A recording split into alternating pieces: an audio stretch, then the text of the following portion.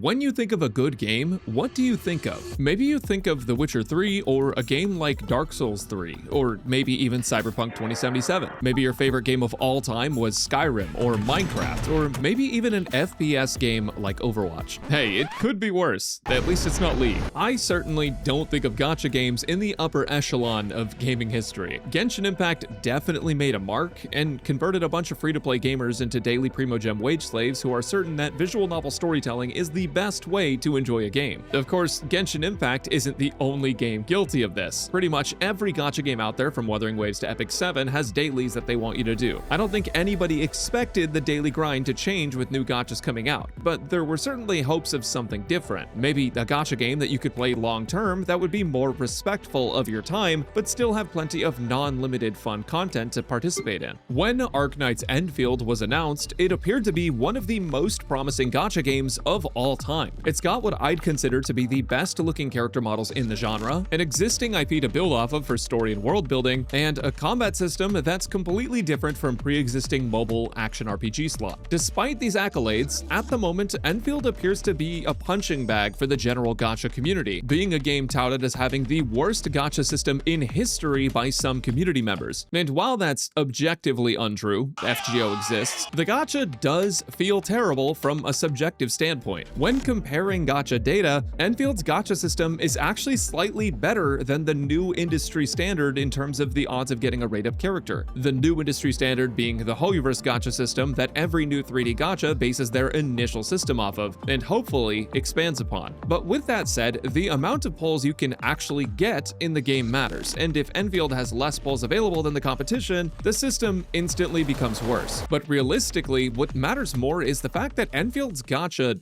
feels bad. Since the guaranteed pity is at 120 and you can lose 50/50s multiple times on the way there, they've created a system that feels genuinely terrible to players who are used to having a failsafe after losing their 50/50, which again, having that failsafe has been an industry standard for over 5 years now. Pulling on other 3D gachas versus Enfields after saving up pulls is like if you just ran a mile and are looking for a nice glass of water. You're offered 2 glasses of water. One of them is normal, regular old water, and the other one has been infused with charcoal powder. Despite the charcoal water having antioxidants and technically being better for you than the regular water, it's going to feel awful to drink, and you're probably going to choose the regular water. It's simple, it's cozy, it's not over convoluted, it's easy and refreshing. It feels nice to drink regular water because it's simple and it's what you're used to. That, and it's what we need to live, but we're kind of ignoring that with this analogy. We're drinking too much water. Drinking the charcoal water means that on the way down, you have to deal with the potential grittiness from the powder and off taste, and, well, you get what I mean.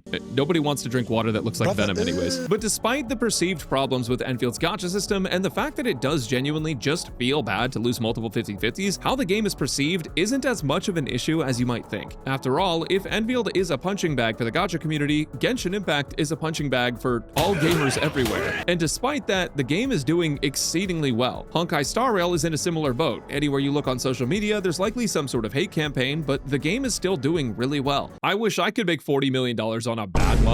Ultimately, a gacha system that's widely considered to be bad will stop some people from trying the game, but it won't kill the game entirely. The only thing that will kill a game is whether or not the game itself is actually fun to play. It's also the same reason boycotts on games don't really work. For every one person on social media who says a decision is bad and quits to boycott a game, there's 9 other people who don't like the decision who keep playing the game anyways because it's fun. And then there's also like 100 people who don't even know that there's a boycott happening or that people are even upset to begin with. So then that begs the question, what is happening with Enfield? Well, to understand Enfield's faults, we first have to understand what Enfield succeeds in. So first off, the character designs are all incredibly well done. Arknights as an IP has some of the best character designs in all of gacha, and it reflects well in Enfield's designs as well. Many of the characters in it are absolutely beautiful, and players definitely want them. It's me. I'm players. I also think I might be in the minority opinion here, but I actually think Enfield's combat is fun. It's definitely hard to optimize because so much of your best damaging rotation is directly related to how many dodges you get and when enemies are defeated. But overall, I think it's a really fresh take on gacha combat, and I like it. In my opinion, at least, I also think that the world design of Enfield is very well done and stands out exceedingly well in a sea of gacha games that are all trying to copy Genshin Impact. Never mind the music being phenomenal, but the idea that you can industrialize industrialize the world and make farming for characters and upgrades easier if you put in the time is a great idea for a game where you're going to be doing the same thing over and over. Arknights Endfield follows in the footsteps of OG Arknights and makes everything very easy to automate, so that if you put in the time to play the game and set up your automation, you no longer have to play the game. And this is where I think Endfield falls flat, because unlike other gacha games, Arknights Endfield respects your time too much. Arknights. Okay, so now that we've let that sink in, let's talk about it. When you grind a character in Genshin Impact, you have to go around the open world to collect Ascension materials. It'll take you like 10 minutes to get everything if you're fast. Same deal in Wuthering Waves. Well, in Endfield, that's become hyper-optimized. Now it only takes you 5 minutes or less to get everything because you have ziplines set up everywhere, and you can also grow the Ascension materials in your ship while you're offline. When you want to gear a character in Genshin, you have to grind out artifact domains. This can take days, weeks, or even months to finish. I remember when a certain Geo set came out, I spent 4 weeks doing max refreshes on resin and spent 100 fragile resin on it, and I didn't even finish one usable set of it. Honkai Star Rail is the same, Wuthering Waves is similar, but it's much easier to get gear since you can technically farm infinitely for the right main stats on your gear, with overworld dropping echoes even in co-op. But it can still take weeks at a time to get a good set. Now take Endfield. To gear your character, you need 2 things: actual gear and weapon essence. And to get gear, all you have to do is set up your factory and log out. Arknights. That's it, you're done playing. The factory will produce the items that you need for gear, and you don't have to worry about rolling for substats or anything. Essences, on the other hand, do require you to use stamina, and they have RNG rolls, but there's items in the game that mitigate that significantly, and overall you end up getting the perfect essence in like 2 to 3 days. Not accounting for the extra stamina the game basically shovels down your throat on a daily basis. Endfield cuts down on gear grinds by months, literally months of saved time logging in daily to grind gear. You could argue you need to log in to spend your stock bills, but even then, it doesn't feel like that much of an incentive, especially since you get them so quickly. And setting up your factory for them isn't even hard to do. Ever since the game launched, you could go to Kyosten's channel and find a blueprint that hyper-optimizes your base builds to produce the maximum amount of the best item, and you could do it in seconds.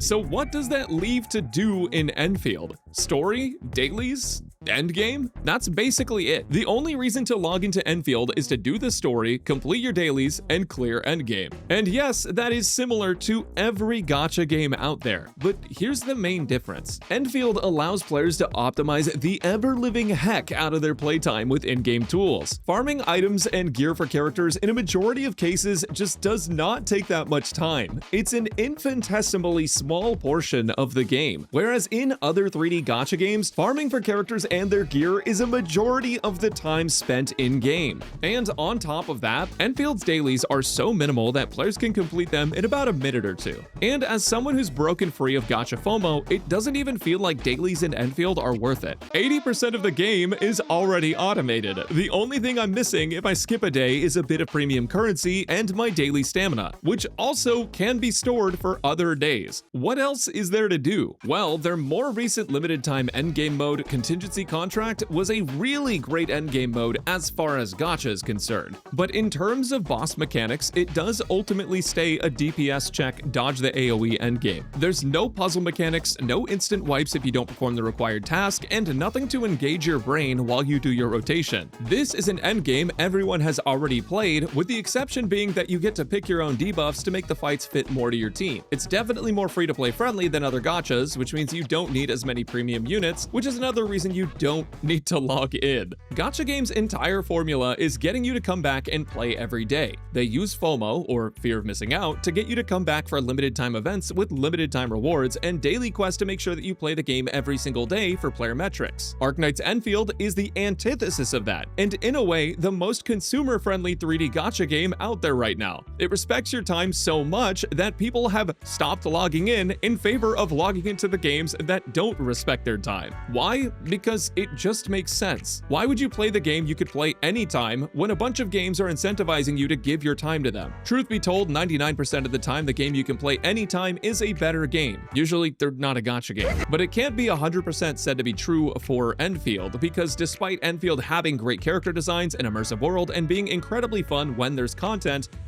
Endfield doesn't have much content that incentivizes players to come back. Now, this basically goes into a whole discussion about FOMO versus making content that's so fun people choose to come back regardless of rewards. Gacha games rely on FOMO because most of them aren't consistently more fun than good non-gacha games like Slay the Spire, The Last of Us, Pokemon, Deadlock, Grand Blue Fantasy Relink, you get the picture. Endfield isn't relying on FOMO as strongly as other gachas, which means they must rely on content being more fun than other games if they want players to come back. And ultimately, that's why I argue that the gacha system isn't the reason that people aren't playing, because what's stopping people from coming back is that they don't have a good reason to. Now, Endfield devs are 100% aware of this because they're more billionaires over there at Hypergriff, and they can definitely hire things like analysts. But ultimately, what's going to decide if Endfield is seen as a good game or gacha slop is going to depend on if they're willing to add fun, repetitive content, or if they add more FOMO to compete with other games doing the same thing. I personally really like what Endfield is, but I like the idea of what Endfield could be even more. When I look at Star Rail in comparison, HSR has both Divergent Universe and Currency Wars, which are permanent non-endgame modes that are fun to play. Endfield doesn't have anything like that to keep people playing even after they've done their dailies or completed their main daily FOMO tasks. Sure, Etch Space Salvage exists, but I don't really know anyone that's logging into Endfield for that specifically. The story for 1.4 was absolutely amazing as well, but it certainly isn't going to keep anyone repeatedly logging in. The story is basically a one and done until next patch. While their first, second, third, and fourth combat endgame events have all been fun, and I really like the mechanics of Echoes of War, by the way, by the fifth combat event, it gets kinda old. I'd personally love to see something that expands on the game's factory without blueprints being a 3-click option to basically bypass all of the difficulty. Some kind of factory or tower-based PvE or PvEVP mode could add a ton of replayability without having to rely on specific units, and it'd feel completely new. To be completely fair, Endfield is a relatively new gacha game, and it hasn't had nearly as much time to add new game modes. It suffers the same problem that a lot of modern MMOs do, where when a new MMO comes out, it doesn't have nearly as much content as the MMOs that have been running for 10 to 20 years already. Players blaze through all the content, and now there's nothing left to do, and the only thing that can fix that new MMO is adding 10 more years of content. Other competing gachas have been out for years and have way more content for players to play through and enjoy, and Endfield has quite a bit of catching up to do. In Enfield's case though, they have a very important decision to make on what direction they want to take the game, whether they want to make it more predatory to get more players, or if they want to attempt to innovate in the space and potentially risk not holding as many players in the name of making the game more fun overall. And if they choose to innovate and make the game even more fun without adding other FOMO aspects to it, it could experience a full recovery and even a massive increase in the amount of players actively playing the game. But ultimately, while Endfield won't die off due to a lack of players, like many love to claim on their tribalistic mass misinformation campaigns, it's certainly coming up on a turning point that could decide the future for the game. Whether they decide to chase what's been proven to work over and over and introduce more FOMO and reasons to log in, or if they hunker down and commit to adding fun and engaging, repetitive content that will keep people coming back for more fun than FOMO. Making their gacha system more free to play to players will certainly entice a particular demographic into trying the game, but it certainly won't fix what's been broken this whole time. My name is Braxophone, and thanks for watching.